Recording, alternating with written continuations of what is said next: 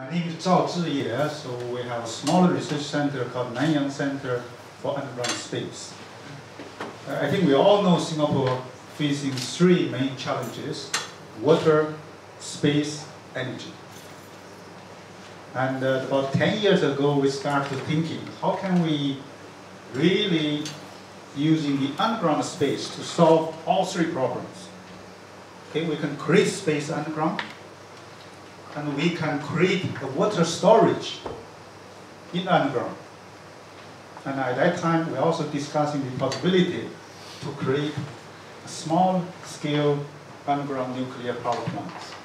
Okay, but unfortunately, that option at this moment seems not possible. Not possible. I think Prime Minister has mentioned Singapore is not going to develop nuclear power in the near future. That's great. Yes. Okay. So at the moment, I think a lot of people talking about underground space creation. It's a good idea, but we do facing a tremendous challenge. The economy is the biggest part, but if you look at all the issues, I think three key issues we really need to address. We want to talk about underground space creation. So we need to identify the location and how do we create this particular space, which in general is quite expensive. It's not cheap. And timing. So these three issues actually are interconnected with each other. And there are many factors affecting those three issues. And the biggest one is the government policy, the vision of the government. Okay? Because most of the underground projects are huge. And we'll talk about the Jurong Rock Cavern project for oil storage. We started feasibility study, the first one is about 20 years ago. So it takes a long time to finalize, to finance, and to justify to start such a huge project. Okay? And this is one of the largest rock cavern built in Singapore. So the current policy is really the key parts. Luckily, recently, I think the government has really thinking to use the underground space seriously. Okay, in the past, we mainly talking. But now we start to look at, say, what kind of facilities. Okay, we start with industry facility first. We say, oh, maybe the wastewater treatment plants, we can move to underground. And then we start to look at how about laboratories, companies, IT firms. So we started dreaming this, we call underground science city. And we have done 2 rounds of feasibility study, a lot of technical data already there. So actually it's feasible. So now it's really the government policy is whether we really want to go that deep or not. Even in this particular NTO campus, they are doing the overall underground master planning of NTO campus. I was partially involved because they also want the underground space below the campus as one option. We may not going to build anything in the next 5 years, but in 20 years' time, maybe we can move our swimming pool, our library, our laboratory, our tutorial rooms into the underground space. Actually, the geology is not too bad for our campus. Okay, so it's quite feasible. The master planning, of course, is extremely important when we talk about underground space. Okay, I visit 2 underground space facilities. One is in Montreal, near the shopping city center area. It's a very successful example. I also visit a similar place in Guangzhou, but unfortunately, because of the connection problem, it's not well received in a sense.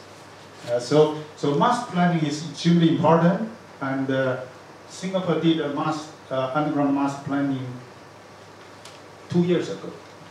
Okay, so it's more on policy issues. They look at the whole Singapore and try to identify which location is suitable for which particular industry or facilities. economy, this is always a key issue for Singapore government. We all know that. Okay, cost effective is the deciding factor. But unfortunately, sometimes it's very difficult to justify. Now, if you create an underground space, typically the construction cost will be a bit high. But how do you compensate that with you remove the park? You know, you build a building. It's the social value. How do you actually put that into a particular equation? It's not so simple. Okay, every time we're talking about the government agency, they say, okay, if I move this plant from above ground to underground, can you give me a cost-benefit analysis? It's not so easy to do that. It's not so straightforward. Okay? Social acceptance. Okay, if it's an industrial facility, most of the time it's okay. But if we're talking about underground science city, you're really talking about people working there every day. Will people accept that idea? Environment is another issue. I think recently they have a bit of problem. The MRT line, they try to pass through the central catchment area. And now you want to drill boreholes. They say even borehole you can't drill because you will disturb the environment. So those are the issues. Then they say if you change your path of MRT line, it may cost you, let's say, another 100 million. So how do you balance the protection of the environment with that extra cost? By the way, that's taxpayers' money. And geology actually probably is a smaller part. Whatever the geology you have, with the modern technology, we can do it. It's just a matter of cost issues. So the location is quite important. The method, I think, the technology more or less can take care of this part. Timing is a tricky issue. When you decide to build a facility, underground facility, unlike buildings, you know, anytime you can just demolish the building, build a new one. Underground is something we call it forever. It's not even 100 years, it's forever. Okay? You simply cannot refill that space. It doesn't work that way. So that means you really need to have a long-term vision.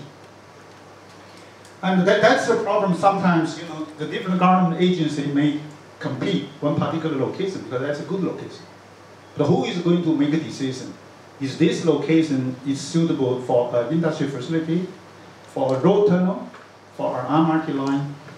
So those are the very important issues people need to get a consensus. Okay, so I think about 6 years ago, Singapore have this called inter-government agency.